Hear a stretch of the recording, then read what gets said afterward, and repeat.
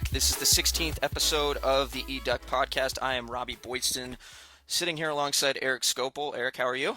Doing well, Robbie. We are going to take some listener observations and put them into effect this week. Yeah, we got some good feedback from the last episode. Some suggestions, some constructive criticism, if you will, Yeah. to try and make this better. So, in an effort to make this a little bit more efficient, we're going to actually kind of break down, and we're going to have a couple segments. We have segments, and the cool part about the segments is it allowed me to practice my radio voice. Yeah, so please give us. Yeah, I actually want feedback on the radio voice like effects that we'll play for you. You'll hear them in just a few minutes. But yeah, we got quite a bit of stuff to kind of go over in a little bit of time today. So We're going to try to be more concise because that yeah, was one of the, I don't want to say major concerns, but that was one of the observations that kept coming up a lot. And so we're going to try to be as concise as possible today in our preview while also having a little bit of fun. yes, we are, because that's what podcasting is all about, right? A little bit different than radio. Well, well, So let's go down the list real quick. We're going to cover the depth chart yep. this week, Which heading into week one. Yeah, official week one depth chart will be released tomorrow or Monday, depending upon when you are listening. And But very likely Coach Sunday. Helfrich was able to. Helfrich is actually pretty open yesterday in terms of discussing both depth chart and also redshirt situations. So we will go over that here in a little bit for those of you who haven't been caught up to date with all that information. And then we're going to run into some fun segments that hopefully make this enjoyable for you, and then jump into some game preview stuff. Right, and then today the recruiting section, I'll let you know who's going to be in town next week for the Nicholls State game, and also going to turn a majority of it over to Brandon Huffman today, Scout.com national analyst and overall good guy. He was gracious enough to record an interview for us I'm going to earlier call him this an week. overall great guy.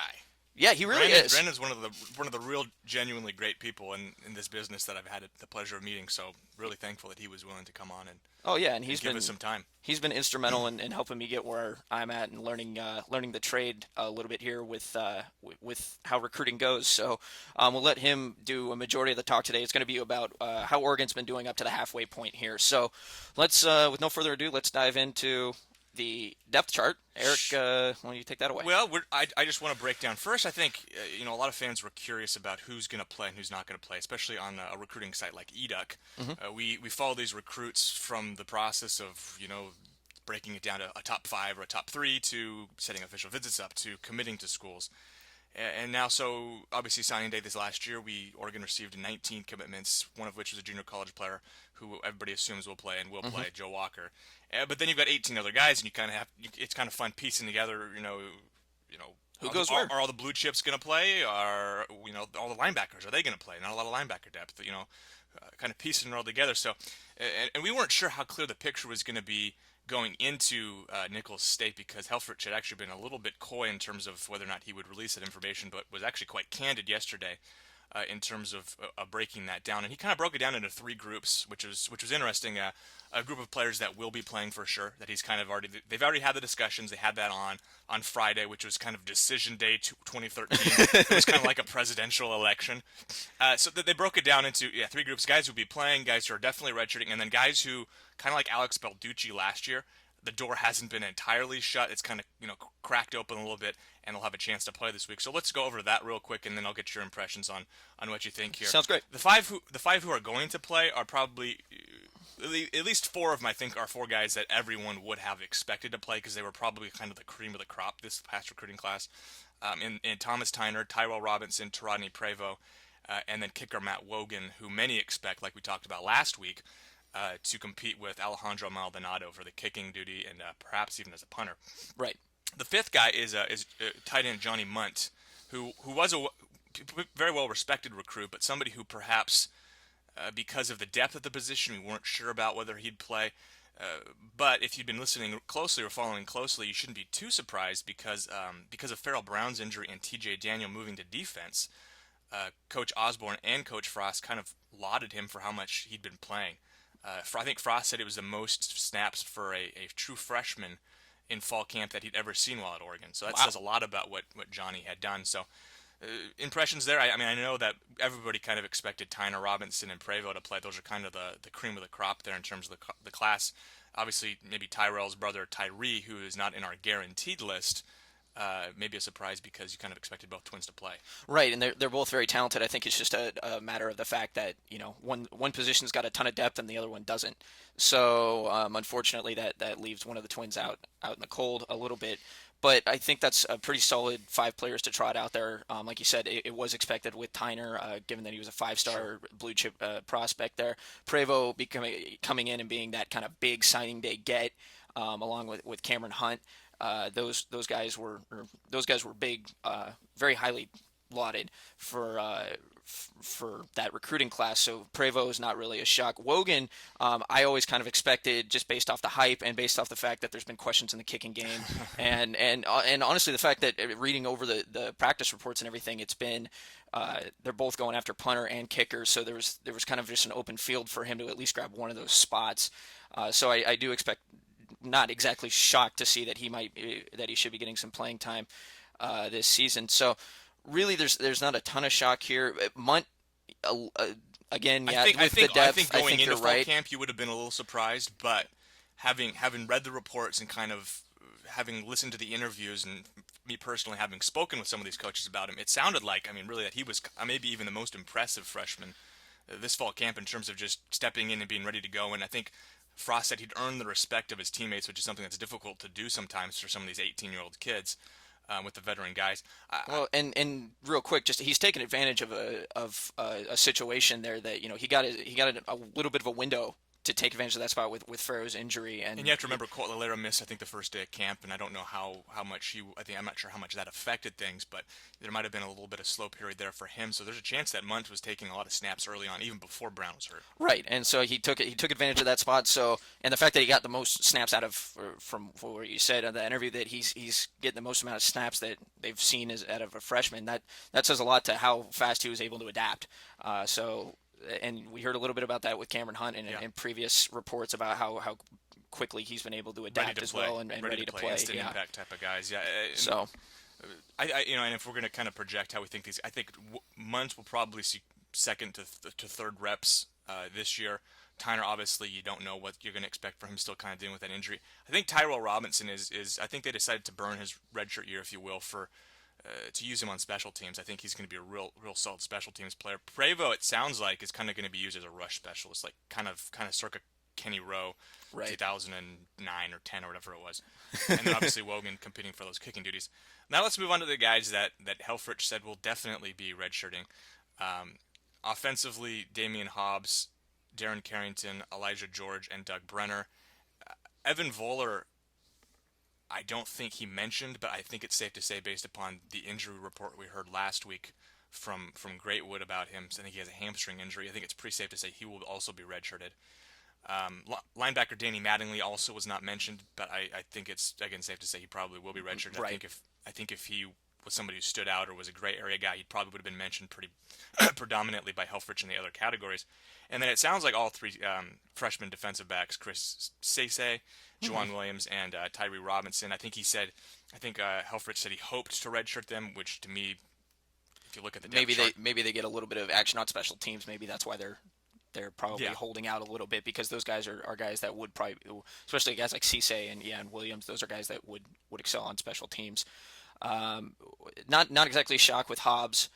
Carrington, just personally for me, again, I've talked about how much I've enjoyed watching some of the stuff he's been able to do on in his highlight films, and so I'm kind of a little upset that I'm not going to get to see some of that athleticism on display. I think some fans were a little surprised, and now you notice we haven't mentioned Devin Allen because he's one of those guys who it sounds like they're really contemplating playing this year. I think some fans were a little bit surprised initially that Allen, who was really a last-second offer, a guy that I think wanted to be an Oregon commit for a long time, but Chip was hesitant, and then Helfrich extended an offer shortly after being promoted. I think some people were a little surprised that Allen was the guy who's perhaps going to see reps this year, whereas Carrington is a guy who we heard very little about and seems to be maybe a little slower progress. Moving on to the other four players that I mentioned with that I haven't mentioned, who are going to kind of, like I said, be in the Balducci. They're Balducci. teetering on that line there. They're teetering on the Balducci line. The Balducci line. They're on the Balducci line. That's it's a new term. Sarchik and Cameron Hunt on the offensive line. We talked about Hunt, and Greatwood really kind of raved about him.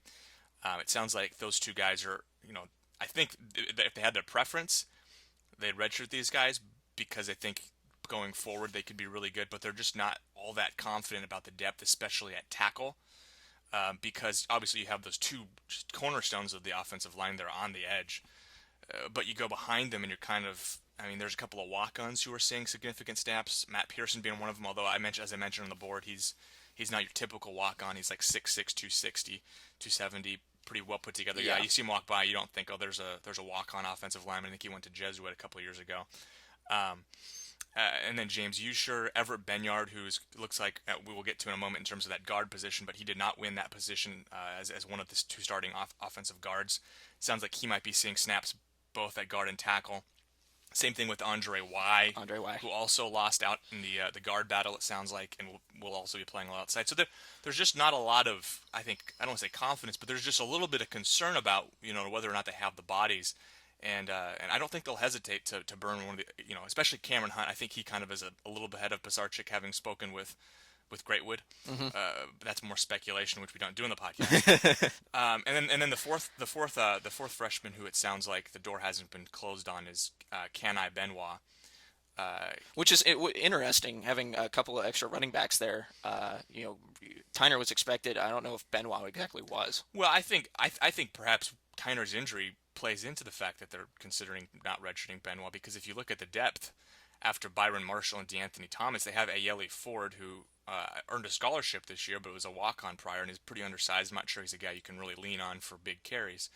I think they expected Tyner to be the guy behind, really step in and perhaps, They wanted him to take snaps right away.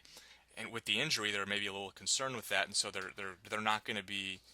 They're not 100% confident in his health, so they're going to consider going to Kenai.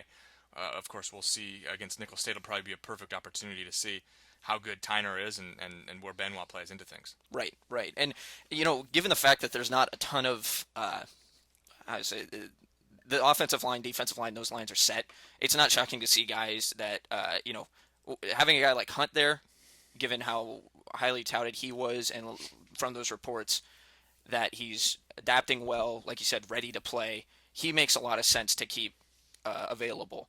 But, you look at guys like Evan Voller or Doug Brenner, and we've talked about it a little bit in past podcasts, but it really is that, there's not a ton of need right now on that offensive line to really be wasting years for a few of these guys. Yeah, and even though there's, especially Voller and Brenner, a lot of, in-state people might want to see them play, it's not really a feasible thing to do. Historically, Greatwood, who's, in my opinion, probably one of, if not the top offensive line coaches in the country, historically, he's not a guy who really likes to rush his guys out there. I think he recognizes how important that redshirt year is, and I talked to Frost earlier this week, and he gave a great quote saying, you'd prefer to have a guy on the team when they're 22 and perhaps one of the best players on the team, rather than waste it on an 18-year-old who might be, a third-string guy. Right. So you really do have to prove that you can play immediately for it to really kind of make sense to burn that year a couple years down the road, or 4 years down the road, when they would be a redshirt senior, perhaps a guy who had just started the last couple of years and that you could plug back in. I think there's, Michael Clay was a guy who perhaps you kind of look back and go, man, he could still be on this linebacking core if they hadn't used him as a freshman, right? In large part because he was long snapping. Drew Davis was another guy a couple of years back who was a wide receiver who, man, you could add him back, but they wasted him on snaps. Darren Thomas, of course. They burned that with the quarter against Boise State. So you go back, and there are instances where this has happened. I don't want to say they've learned from it, because I think they've always had this mentality, but they've been kind of pushed into these situations before. So that's kind of where everything stands in terms of red shirts at this point. It sounds like we've kind of got 5 guys who are going to play, 4 guys who might play, and then 9 guys who are pretty much cross them off the list. Don't expect to see them unless something really, really bad goes down. And what it sounds like with those 4 guys we just mentioned, Helfrich said the plan for them is that they'll be practicing with the team with like the 1s and 2s offense, and not with the scout team, whereas the other 9 guys will be used with scout team reps for the most part. Right. So that's kind of maybe one of the qualities that'll really stand out. Right, and we'll see as the season goes on, and if injuries become a factor or a problem, it could force their hand to another Darren Thomas type situation with one of those players. But for right now, this seems like the smart play, because there isn't a ton of need at a lot of areas right now. maybe linebacker. Yeah. Let's So jump yeah. in there a little bit with linebacker. Now, depending upon whether you are listening to this podcast, like I said, Monday we're going to get official notice. But Helfrich wasn't exactly, he couldn't recall, I don't think, the inside linebackers because there had been so much, I think, back and forth is the term he used between the defensive coaches about who was going to be the starter there. There are, like we talked about last week, a handful of guys kind of competing for two starting spots, and then as reserves. But you're talking about outside linebacker, no surprise. Bo Lacombo, Tony Washington set Expected. as expected to be the outside linebackers, with primary backups Tyson Coleman, Rodney Prevo, who we mentioned, a guy who I think they're going to use a lot as a rush end type of guy, in that 3-4, but he might come off the edge there to rush a lot. It sounds like we talked about, like I think I mentioned in a post earlier this week with Coach Pelham, his pass rushing ability has really stood out. And that's kind of what he was expected to be when he was brought in as a recruit. So it's good to see that transition over. Obviously, a little undersized, so you kind of wonder how often you can play him. Right. But if he's a guy that can come out there and put pressure on the quarterback, as I say, a third down linebacker, that's a big plus for a guy as a true freshman. And then the third guy that was mentioned was O'Shea Dunmore, who it sounds like has kind of made the full transition from safety now to outside linebacker. It was done a little quietly. In that I hadn't heard a whole lot about it until middle to late this last week. It sounds like, though, that the transition was good enough that he's kind of being considered for that fringe two deep there as one of those outside linebackers. So good for O'Shea, obviously an in-state kid who, I don't want to say people pull more for the in-state kid, but they probably do. Right. Yeah, you're right.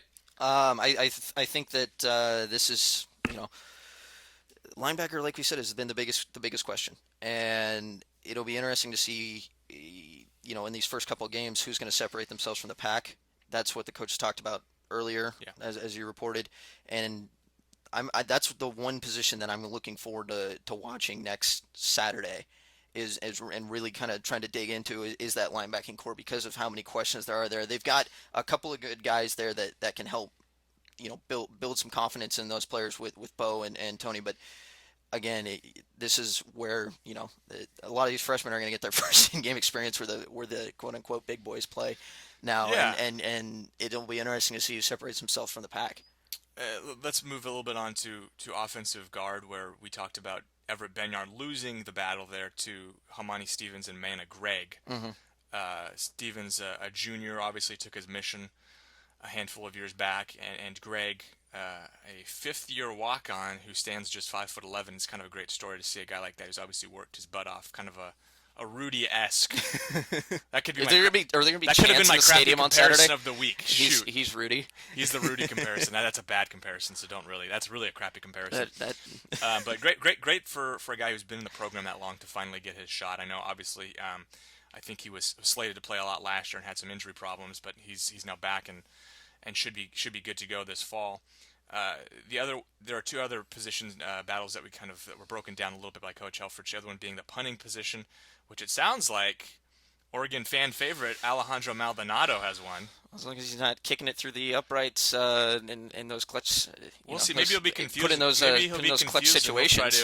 He'll try to punt it through the uprights from now on. I wonder if people are going to get annoyed if he routinely can kick it through the uprights on a punt. Hope they're not punting that close. I hope they're not punting within the 40-yard line. So that was a little surprising. I think a lot of people thought Dylan Usherman, which I think is how the name is pronounced, was going to win that position. He was brought on specifically to be a punter, but it sounds like Maldonado, who's a senior, will take this last year and be the punter. We don't know exactly who's going to win the place kicking position. That still hasn't been decided according to Helfrich. We'll see what the depth chart looks like on Monday. That'll lend itself to some information. And then the other one that I want to talk about, and this is going to lead to my dim-witted prediction of the week, which is our first cool segment with our radio voiceover. Exactly. Is that kind of, and to me, a bit of a shock. It looks like Jeff Lockie has the nod over Jake Rodriguez, which is probably only surprising because Jake Rodriguez, to me, was much more impressive in the spring game, and physically is a much more, impressive athlete. Now, of course, we've talked about it on the podcast before. It's hard to make evaluations because Unless you're in a tree. Yeah, unless you're in the tree, which, again, maybe give a weekly shout out to the tree man. The tree man. But but it's kind of a challenge because we don't actually get to see these guys unless they're walking out of practice, in which you're like, man, that guy looks bigger than the other guy. Well, and that just means Lockie really dove into that. The playbook over the summer. Must have had a solid summer in terms of being able to get back out. Probably looked at a lot of stuff he did during the spring game, a lot of stuff that he could have improved on. Because both Rodriguez and Lockie showed during that game that there were definitely some things they could tune up. And I agreed with you with Rodriguez. He just looked during the spring game, and I've said it before that he was zipping the ball harder. He seemed a little bit more accurate, and he just seemed like he had a little bit better of a grasp of what was going on out there. That being said, that doesn't mean things can't change over for 4 months. Yeah, So Lockie, in either way, I think the Ducks are in solid hands because of the system that they run. They're in solid hands with either one of them going out there. So to know that you've seen the potential that Rodriguez has been able to show, and then also Lockie. You got two solid guys behind there. If Marcus were to go down, at least there's a confidence in that. Not all hope would be lost if the starter goes down at some point during the season, which is likely. I hope not. But I want to point out that Helfrich was very adamant in saying that there were going to be a lot of oars on the depth chart, and oars mean, for those of you who are not familiar, it's kind of the concept of there's still competition to be had. It's kind of one guy or the other. So expect to see when we see these depth charts officially on Monday, a lot of oars in between players. It's probably going to be Marcus Mariota, Jeff Lockie, or Jake Rodriguez. It'll probably be for those inside linebacking positions, Raheem Cassell or Derek Malone, or Rodney Hardrick or Derek Malone. So don't consider these position battles wrapped up. And it's not like these are. I think someone even asked, did Tony Washington lock up the position at outside linebacker? And Helfrich said nobody's locked up any position on the team. That's kind of how they have to approach it. I want to now let's transition into our moment here. Here's our first segment. This is our first segment. It would not be a eDuck podcast without one of these. Eric's dim-witted prediction of the week. Okay, so you can tell we're taking this very seriously. A little bit. This is too serious, maybe. Possibly. But anyway, so let's jump into the segment. My dim-witted prediction of the week, which we're going to try to make a staple of this show. Yes. Is that Jeff Lockie, now the backup quarterback, will have more total yards of offense than starting quarterback Marcus Mariota this week. I make that prediction because I expect Mariota to play maybe a quarter and a half, Lockie to play probably closer to 2 quarters, in which case I believe Lockie will outgain Marcus Mariota. Total yards in rushing and receiving? Passing. Total reason. offense, he will have more. Well, receiving if they decide to get crazy. And I won't say more touchdown drives by Lockie because I think Mariota probably comes out because they're up like 49-0 in the second quarter. Okay. But I think Lockie will have more total offense. All right. And that's your dim-witted prediction of the week. And that should be a nice segue. I don't know why I did this, but segue into just kind of a game preview. Yeah, let's do a little bit of a game preview here.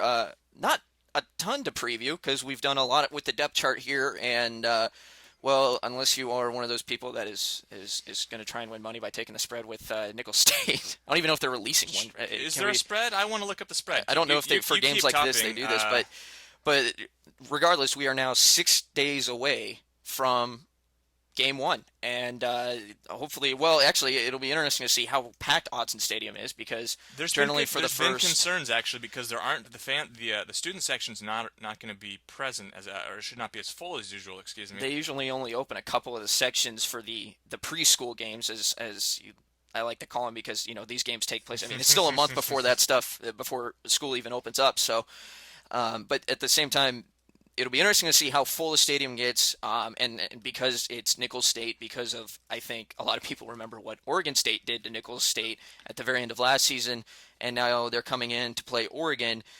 This isn't expected to be competitive for more than probably about 2 minutes, and Oregon is probably expected to run down first drive score in about a minute and a half. And I'm not seeing they're going to build line. So they're going to build on it from there. It's not shocking because for games like those, they generally wouldn't. But again, unless you're trying to make a bet with your buddies on how good Nicholls State can come in and be, this really is kind of a paycheck game. So Yeah, a little expect bit to see of a lot of backups. That's what I'd say. a little bit of insight into Nicholls State University, or Nicholls is what we can't refer to them as Nicholls State. Oh, We okay. refer to them as Nicholls State University or Nicholls. Just Okay. so you know, this is the word that was passed down from on high. Oh, okay. On high being Dave Williford of Sports Information at the University of Yeah, Oregon. big Dave. Love Dave. Nicholls State. I'm not sure if you do you even know what state they're from. Could you tell me? Yes, because I know this because of the Storms from last season that postponed the game. They're from Louisiana. This guy's on top of it. Yeah, Thibodaux, Louisiana. Do Tom we know? Thibodeau, Louisiana. Do we know? Do you know their mascot? Oh, okay. Well, no. Let me throw out. Give me a A, guess. well, since they're in Louisiana, let's throw out a pelican. They're the Colonels. The Colonels. And actually, this is their Gia Colonels. Oh, they is, spell it the Cajun way you spell go. Yeah. G-A-U-X. Go. Go. I prefer to go Gia. Gia. But yeah, so those are the Colonels. You know, Helfrich did talk a little bit about them this last week. Sounds like they've had a change of quarterback from last season, so he doesn't know exactly what to expect offensively, but says they're pretty traditional offensively. A lot of quarterback runs last season, and defensively, he said that their formation is a little bit different. I think he said schematically they were different than anybody that they had played in a long time. I'm not sure how much schematics will play into it, just because, like Coach Aliotti says, it's more about Jimmy's and John's or whatever it is, Yeah. the X's and O's or whatever, Jimmy's and Joe's and X's and O's. So I don't think they're going to be competitive on an athletic standpoint, but maybe it'll be interesting to see how Oregon responds to perhaps a different defensive formation. Well, and are the coaches this week? How many times do you think the coaches are going to try and build up the fact about Nicholls coming in and being an opponent? They got to, the take seriously. I have to say, every single week they mantra. find every single week they seem to find like 3 talking points of concern. About either they pick out a player or they pick out the fact that it's a new defense or it's a new head coach. Are they coming from a different part of the country? Do they have someone from Sweden on their team, which might be confusing? Are they, know some trick plays. Are there new rules that are good? So yeah, it would be kind of interesting to see what the 3, because it usually comes in groups of 3. It seems like that the coaches kind of throw out as the 3 the talking points, and we'll see what Nicholls State will be. It sounds like one of them is going to be that strange defensive formation there, which I don't even know. He didn't really go into great detail as to what that looked like, but it's something he said they hadn't seen before. Tell me if I'm wrong here. In games like this at the beginning of the season, when you have powerhouses, which it's funny referring to Oregon as a powerhouse, given where they were 5 years ago, even. But when you're playing a powerhouse, so say the one time a year where the SEC takes a week off and plays all the junior colleges and stuff, yeah, like in the middle of the season that they do every year. But like for those games and for like a game like this, wouldn't it be more entertaining to actually set a handicap, and so like the game starts with said other team getting like a couple touchdowns on the board or something, and then and then the other team, just to make it more competitive for watching for the first half hour? I think it would be fun, but I don't think that's ever going to fly, because coaches probably don't want to have to play their starters any longer than they want to in these games to perhaps get hurt, and they would hate to be. It would be very embarrassing to get upset because you get the other team like Appalachian Stated a 21-point edge or something like that. So yeah. So that's kind of your real. I don't know how in depth we want to go here, because we've really Honestly, talked about we know who's going to play. We know who they're going to play.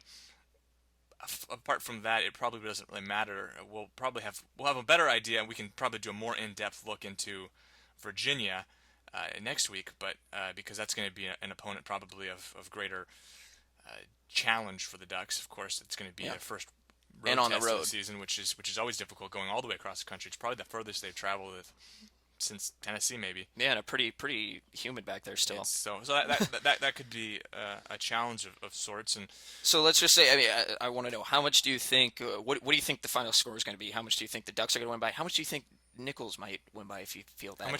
How much is Nicholls going to win by? Yeah, if you feel. I think if Nicholls wins, it's going to be 3-0. It's going to be a shutout. Yeah, Nicholls just shuts out. Okay. Final score prediction. Because Oregon State scored 77 last year. Yes. I'm going to say Oregon scores 80. Okay. Because they've got to one up the Beavs. And I think Nicholls State scores a couple kind of last-minute touchdowns. I'm going to say it's 80-12. I like odd numbers. I think they go for 2 or something and they don't get it. Oh, okay. There you go. I'll go 65 to 14. Let's go there. Wow, you think it's a lot closer than I do. Well, a little bit, yeah. I'm narrowing the margins there. I I think I they're going to be a little bit more I had a competitive. 68-point margin. You went 50, what, 50, 54, Yeah, I think at some point they let 51. off the gas, and they're going to try and implement some plays. They're going to try some stuff out in the playbook that they think they might use later on down the line. This is the perfect type of game for that. So, and that's another thing. Let's lead into the other segment that we're going to Wait, do. oh, you're ready. Yes, I am ready because I know what I want to talk about here. So this is going to be Wait, let's play the soundbite. let's do it. Robbie Rambles. So I don't know if that one's gonna stick. Well, yeah, we might have to I like the play with concept of having a kind timbre of of the Peter voice. Griffin grind your gears moment, which is what this segment is This designed to really be. grind my gears. But I don't know if I like the voiceover. We might have to change. Well, you know what? That's why we're testing them out. Okay, so Let's go into. I'm just going to ramble on for a second. So the goal here is for this to be a 30-second or more ramble from Robbie. I'm not going to say anything. Robbie, take it away. Okay, one of the things that I'm really intrigued by with Oregon is what is going to be new with this offense. I think there's a lot of people that are interested to see how Mark Helfrich is going to really tweak this offense to probably put a little bit more of his style into it. So what I really want to see on Saturday is just that, like Josh Huff or Keenan Lowe or someone, just a throw me the damn ball moment. I want them to throw the ball a lot more than they have been in the past. I miss the days of, I know Oregon's always been, a little bit balanced, but there has been years where they've had more of a throwing attack. I really think when you've got a weapon like Marcus Mariota back there, and regardless, even you got two guys on the bench that can throw the ball too. But when you got Marcus Mariota out there, who's great with his legs, but you want to try and protect your quarterback for as long as you can during the season. He's not going to play much, so let him throw the ball. Let him throw some deep balls. Throw some exciting plays in there. You've got speedy guys on this team, guys with size, guys that are going to be far more athletic, I feel, than the guys they're going up against Nicholls State. And that's no shot to Nicholls State. It's just a difference in competition. But throw the ball, throw some deep balls, make it a little fun for the people that are driving down 2 hours from Portland or a few hours from Seattle or wherever they're coming from. They're going to come down and watch this game knowing it's going to be a blowout. They're coming to drink in the parking lot or just have a party or whatever. Make it fun for them and just mix it up a little bit. You don't need, to be run heavy or anything like that. We all know they're going to win by a bunch of, tons of points. I don't even know. But throw the ball. Just throw the ball Now, a ton. That's what I want that to is say. Robbie's ramble, and in turn, I hope they run the ball 80 times. Thank you. Yeah, they probably will now. Yeah, I'm I gonna hope be they on the say, sideline on Saturday. Byron Marshall, we're going to give you 50 carries. We're going to shoot for a new Division I record. We want you to run for 480 yards. Well, if they actually did, that's the other opposite I would like to see is if they just then ran the ball every play with one guy. That's the other opposite. And just lined up in kind of like an I formation and just pounded it. Yeah, exactly. Yeah, exactly. Bring in 9 offensive linemen and bring then back the wishbone. Pounded it.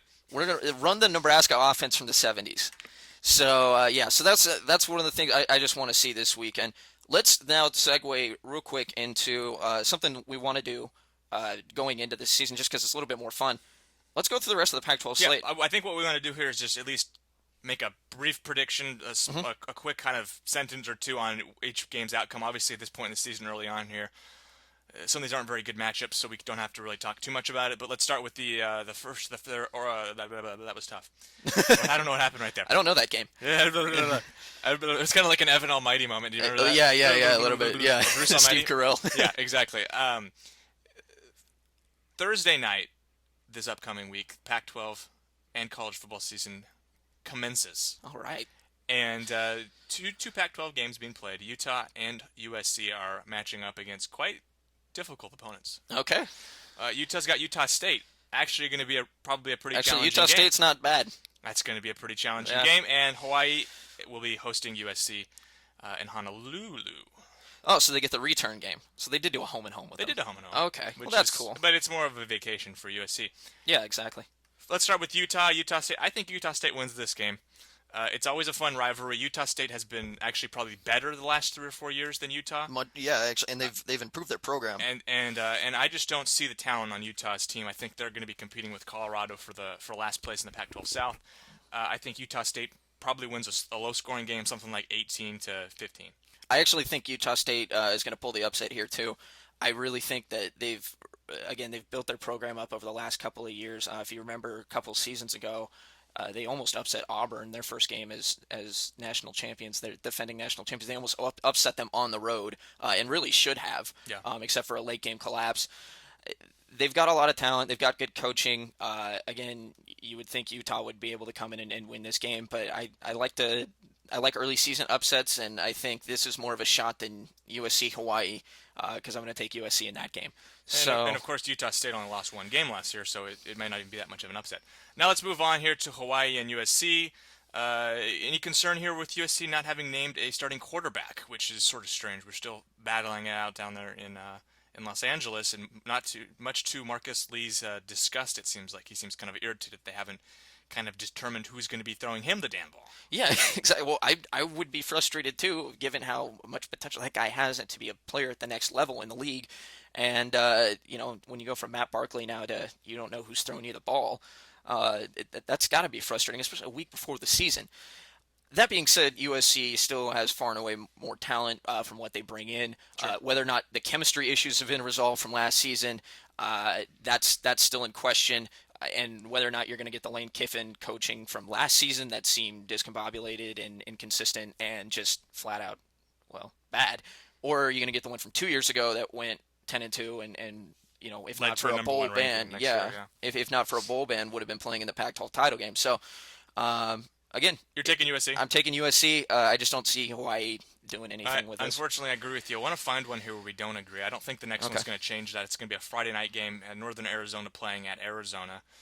Arizona, in my opinion, Arizona really, I think Arizona's a sleeper in the South, personally. I do too. I like Arizona. They've got arguably the best running back in the conference in Kadeem Carey. We don't know exactly what we're going to see out of that starting quarterback position. It's going to be a new face there with Scott having gone to That's the a tough NFL. loss for them. He played phenomenal last He year. did, even in that tough one against Oregon. He and Carey played very well in what was a shutout victory for Oregon, which was probably one of the strangest shutouts because they got the ball, I think, in the red zone like 5 times and came up totally empty-handed. So I think Arizona wins this one pretty easily. Northern Arizona's kind of a mop-up game here. That'll be on Me the too. Pac-12 network for those who are willing to watch some beatdown. Yeah, if you want to go see, hey, Ken Griffey Jr.'s kid might be playing. So actually, I haven't seen their depth chart yet, but maybe he's playing. So if Northwest fans, you want to look at that, look at that. Okay, and then let's move on to Saturday, which of course is where we have the bulk of the games. We've got 6 Pac-12 games on the docket. First game of the day will be Oregon at 1 p.m. versus Nicholls State. That game will be on Fox Sports 1.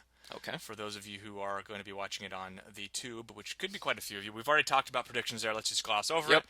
Let's jump over to the next game of the day, which will be just down the road there, Oregon State and Eastern Washington. Eastern Washington, of course, one of the top programs in Division II. Oregon State ranked 25 in the AP poll entering the season. I'm going to say that the Lightning's not going to strike twice. There's no repeat on the Sac State thing with Oregon State. I think Oregon State comes out, beats Eastern Washington. I think they should win that one handily. If they don't, then that might raise some questions going forward about what kind of shape Oregon State's going to be in heading in deeper into the season. All right, I'm going to call ditto on that one. I don't want to talk about it too much. I agree it's going to probably be a pretty one-sided game, although Eastern Washington will probably hang tough early. I think Oregon State probably wins by a couple touchdowns, at least. The next game, Pac-12 team going and playing an SEC team on the road. Washington State going to Auburn, which will be a matchup between two major conference doormats, I think. So that could be a fun one. I am going to go with the upset. I think Washington State goes on the road, goes down to SEC country, all the way down to Alabama. Mike Leach pulls the upset. And they throw for a lot of yards. Auburn's offense, we don't know what to expect. Their defense hasn't been that good. I think Washington State throws for a lot of yards and wins and kind of announces their presence as what will probably be a bad season anyway, but we'll win a game early, and people in Pullman will be pretty excited. And that would get people talking. I am going to take Auburn, though. Okay. I think Auburn will win that game. And then we've got the the 3 night games, all set for about a 7 p.m. start. Will be actually really competitive games, fun games here. We've got Nevada versus UCLA. It's going to be down in Los Angeles. Should be a fun one. I kind of lean towards UCLA. I just think they're too talented. I take UCLA in that game. But Nevada, that'll be a fun one. I think that's going to be kind of a fun one to watch. That'll be on the Pac-12 network for those who are curious. And of course, you can go to ESPN or a number of places to find out where all these games will be on. But I think for me, I'm probably going to save hopefully my evening that Saturday, because in conjunction with that game, UCLA and Nevada, we've got two more ranked teams playing Pac-12 teams that evening, with Boise State coming to Seattle and Northwestern going to California. I still think it's weird talking about Northwestern as a ranked team, but they're ranked 22nd in the poll to start the season. Let's start with Northwestern at Cal, because I think it's going to be fun to talk about the other one maybe a little bit more. Take on that one. You think Lubick has what it takes to turn them around that quick and get a win versus a ranked opponent in his first game? Uh, I think that Cal is kind of a big question mark for me this year. How quickly are they going, or is Sonny Dex going to be able to put in that offense and Did I say really get them Lubick? I together? meant Dykes. I Yeah. was thinking Sonny's. I was on Sonny Row over here. Sorry, go ahead, Sonny Dykes. But anyway, they're the big question mark for me because I want to take Northwestern in this game, but maybe they've had a pretty productive fall camp and they've caught on to the system a little bit quicker than Yeah. expected. Hmm. That being said, just for the sake of I don't think they have yet. I'm actually going to take Northwestern on the road, which won't be an easy game. I think it'll be close for a while, but I think Northwestern takes that game. And then on the flip side, it was Boise State, Well, can I Washington, make my right? prediction, Oh yeah, please? yeah, you go. Yeah. I'm gonna say Northwestern just throttles them. Okay. It's gonna be a blowout, and you're gonna want to you're gonna want to avert your eyes from the screen. I think it's just gonna be an obliteration. Okay. Well, That's a bold prediction. That's bold. It is might be dim-witted, but I like Northwestern just because smart guys always finish first. Let's move on to Washington Boise State. Okay, so this one is going to be my favorite game to watch of those three. I'm really looking forward to it just because you can't ever count out Chris Peterson and the way he coaches and what he's been able to do with the talent at Boise State. I mean, he's treated like a god over there. If you've ever gone to Boise, he's the king of the town.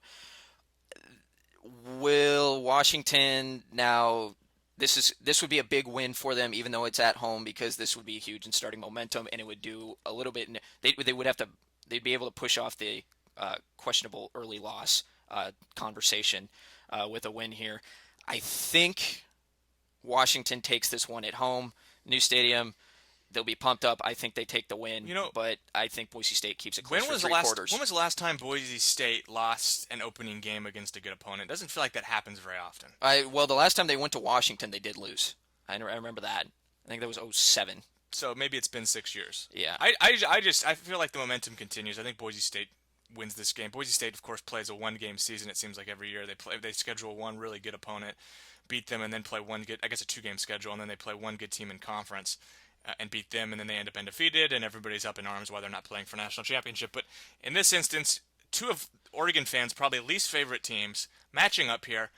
Oregon fans probably just want a lot of horrific injuries and just terribleness to happen, and just to be a gruesome game, people crying, blood spraying everywhere.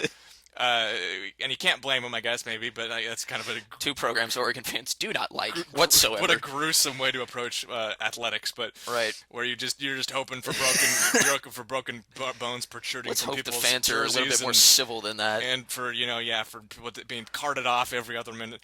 But I think Boise State wins that game. I think it's gonna be Okay. I think it's gonna be close, because I think Washington will be better than they were last year, but not a lot better. I think I'm going to take Boise State, and I'm going to give you a score prediction because this is one to watch. I'm going to say it's going to be 31 to 27. Oh, going high scoring there. A little high scoring. A little Yeah. high scoring. All right. And then, and of course, no one can forget the Buffaloes for a Sunday game, a rare Sunday college football game, because That's the random. NFL doesn't start for a week.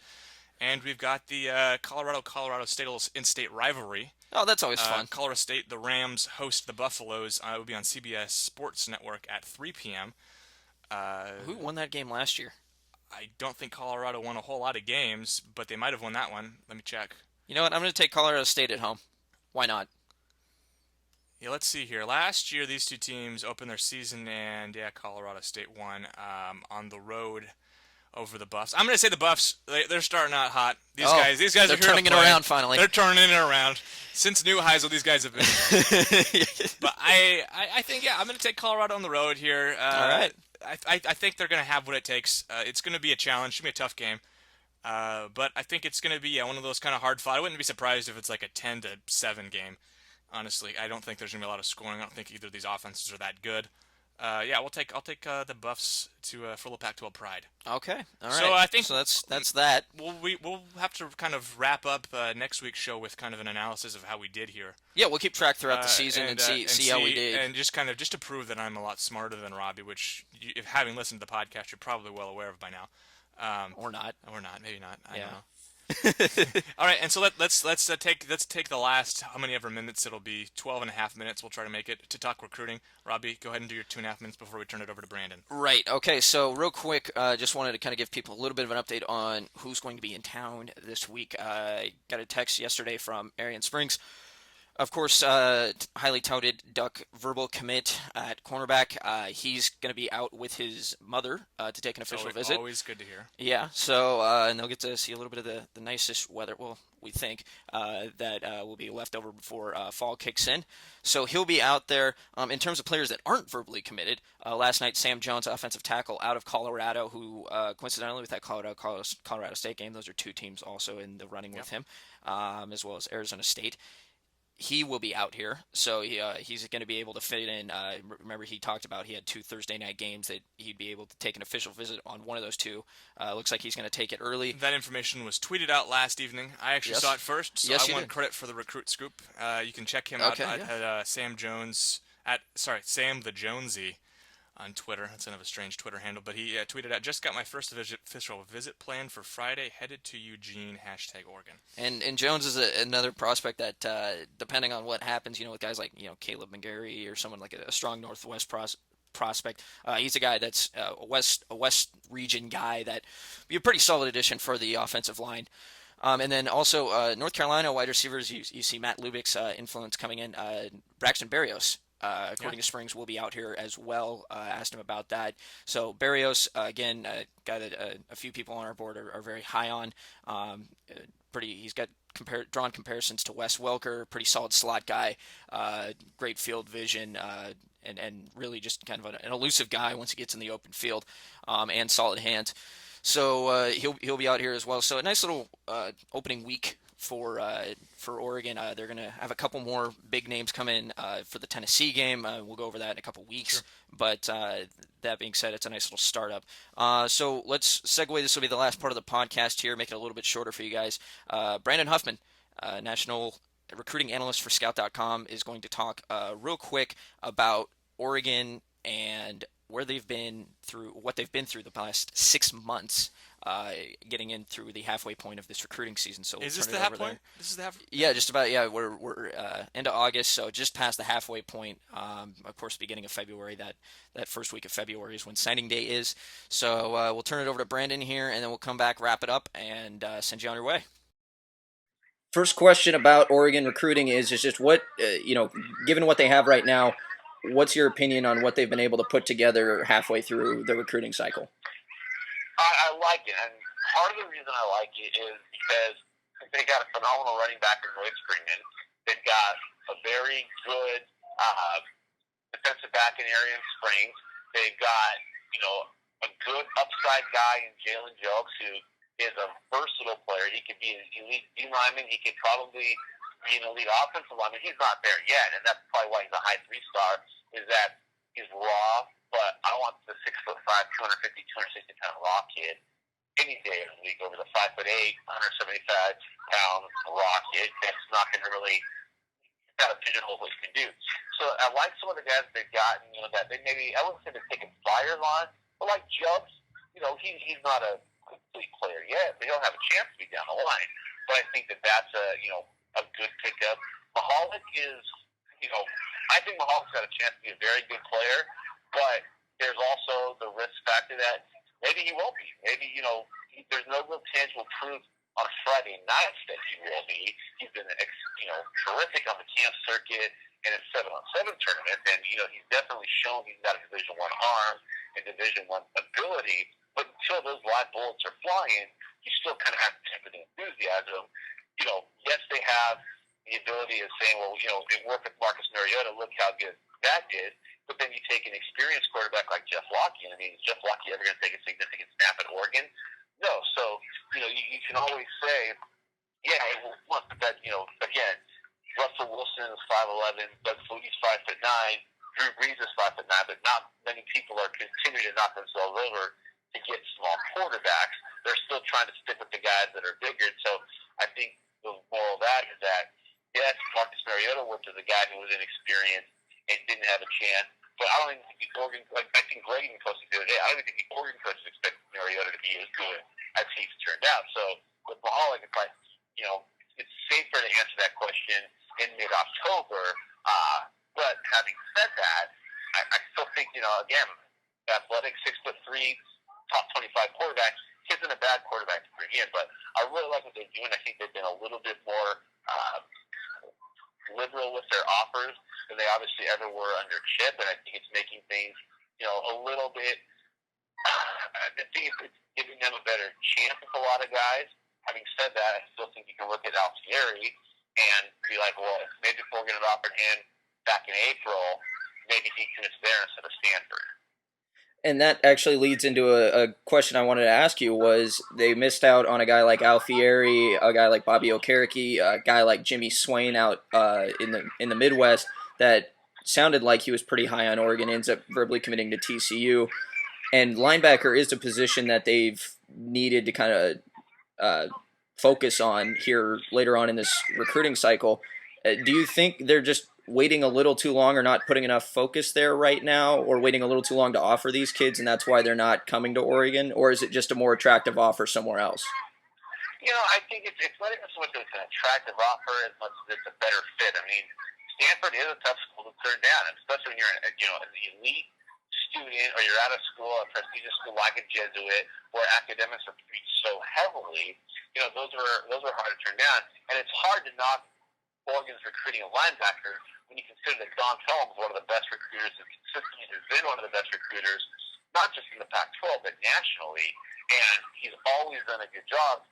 I think, again, it kind of goes back to what I was saying in the first conversation, that the junior year is what the senior used to be, the sophomore year is what the junior used to be. The longer you wait, the more you put yourself in a hole, and without Chip being the head coach, and there not being any tangible proof about what Helfrich has done or will do as a coach yet, guys aren't willing to wait. I mean, last year guys would be willing to wait for an Oregon offer, and then, because they knew it was such a selective process. This year, being a little bit more liberal with the office has been, because of the offers early on, it's a blessing, but it also can be a little bit of a curse, because they have offered a few more guys than they have in the past, but they still have been a little late on some guys, and those guys have picked other schools to go to. So I think it's a matter of, timing is becoming so important in recruiting nowadays, and it's also building that relationship. But I think in the case, especially of Alfieri and Okereke, whatever the heck his name is, Bobby, it has more to do with the fact Stanford's it's tough to turn down, and you're recruiting against a different animal when you're recruiting against Stanford. All right, and I want to finish up with this. We're right on the precipice of official visit season, where a lot of kids are going to be taking their visits, checking out some games and stuff like that. Now that summer's over, we're about to kick it back into high gear just a little bit right before it hits the lull before signing day. Do you have any, what's an athlete you would say Oregon's got a pretty decent shot at having an inside track at getting at this point? And are there more than is there more than one target right now? Yeah, I think that there's definitely guys that are more than one target. I mean, obviously Buda Baker is going to be a guy that they're going to want to bring in. But he's a guy that, because of how important a recruit he is, not just to their class, to potentially crippling one of their chief rivals. Buda's the kind of kid that they're going to probably wait to bring in until January, where he knows that there's a great game day environment there. He's not going to be surprised about that. He's gone to games that he does. Even if he's never been to Austin on game day, he knows what the energy and the atmosphere is like. He's a guy that you have your coaches with him the entire time. You don't want to have to shuffle him up into the stands to go sit with his host and not talk to him for the 2 hours before the game because you're doing your pregame stuff, and not talk to him for 4 hours during the game because you're playing, not talk to him for 2 hours because you're doing your postgame stuff. He's the guy you want to have 48 hours to. You're seeing more and more schools waiting to have their official visits until after the season because they want to be able to have that full 48 hours with those guys. So a guy like him is probably, he's going to take an official visit, but he's probably going to be later in the year. Don Plattenberg wants to take his visits. I talked to him recently, and Oregon's still very much in the mix for him. He wants to take his visits during the season because he does want to see what the game day atmosphere is like. He does want to see what the town's like during a game weekend and be kind of a true gauge of what the season's like and maybe what the fall's like. And so, there's another guy that I know that they're targeting heavily, and they're bringing him in. Obviously, they've got some other guys that they're targeting and that they're recruiting around the West Coast that I think Quaylen Cunningham's planning to take a visit during the fall. Who knows what Henry Mondo will do, so he'll take a visit, but that's not necessarily a guy that you really have to completely wow on the official visit because he's not foreign to it. But I think the impression that I'm starting to get from more players and more coaches is that, especially on the Pac-12, they're wanting to do their visits towards when the season's over so they can get the full experience with these guys. All right, a big thanks to Brandon there. Yeah, thanks, Brandon. That was great. Yeah, as always, great knowledge, great insight. And read more of his stuff on the eDuck boards. He and Greg Biggins have been keeping updates on not only some of the Scout 300 guys from 2015, but also 2014. With official visits about to pick up, with the football season starting, expect more updates as well there. So be sure to follow at Brandon Huffman on Twitter and at Greg Biggins on Twitter. And then, so that's going to do it for this week. At Erik Scopel, at Erik_Scopel on Twitter. Come on now. At Boydstun _eDuck on Twitter for me. And can we just analyze how concise we were here, just to mess up the concision of the whole podcast? We're pretty concise today, Robbie. More than usual. And Let's considering there was a 10-minute interview in there, that was pretty good. We got about 40 minutes worth of stuff. So okay. So hopefully this was better for you guys. Please leave feedback on this. Again, we're week by week basis. We're working on getting this thing as efficient and as good as it can possibly be. So that being said, let's wrap it up. I guess that's the 16th episode of the eDuck podcast. We'll talk to you next week when, holy smokes, we're actually going to have some football. Yeah, I'm getting excited. So, all right, we will talk to you all next week. Scopel out.